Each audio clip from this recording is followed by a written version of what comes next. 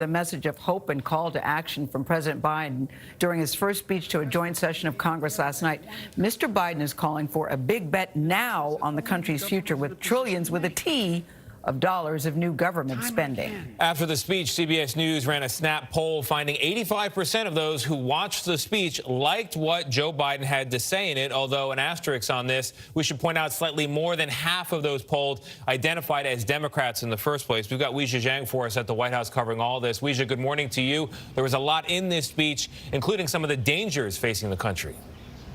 Good morning, Tony, and to everybody. You're absolutely right. President Biden used a personal and a hopeful tone to declare that America is rising anew. But he also issued a warning to members of Congress that the U.S. must make those investments now by passing his infrastructure packages in order to compete with countries like China that are determined to dominate. The President of the United States. Before President Biden even started his speech, he made history. Madam Speaker, Madam Vice President,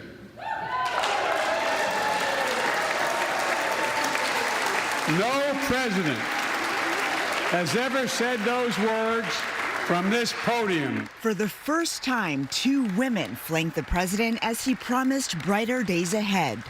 We're working again, dreaming again, discovering again, and leading the world again.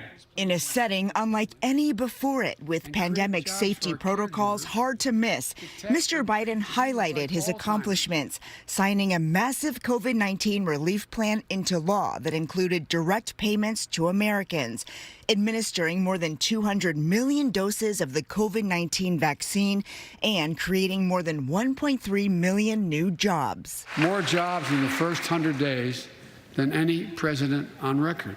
But the president also leveled with the American public about the work ahead, noting that he inherited a, quote, nation in crisis. The worst pandemic in a century, the worst economic crisis since the Great Depression, the worst attack on our democracy since the Civil War.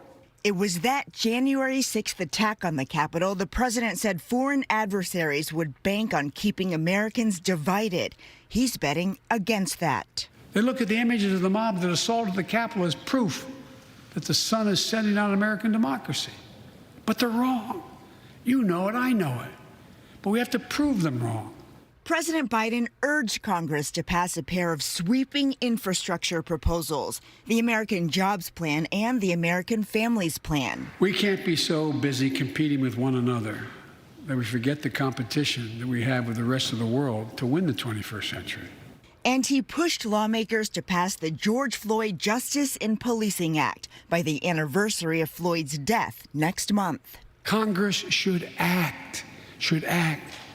We have a giant opportunity to bend the arc of the moral universe toward justice, real justice. But South Carolina Senator Tim Scott, who delivered the Republican response, said his work on police reforms has been blocked by Democrats. My friends across the aisle seem to want the issue more than they wanted a solution. But I'm still working. I'm hopeful that this will be different. But today, President Biden is heading to Georgia to start promoting his American Families Plan, which he's also working to sell on Capitol Hill. Next month, he is planning to host a bipartisan meeting with the top 4 congressional leaders here, and the White House says the president is eager to meet with them in person. Anthony? Weijia, thank you.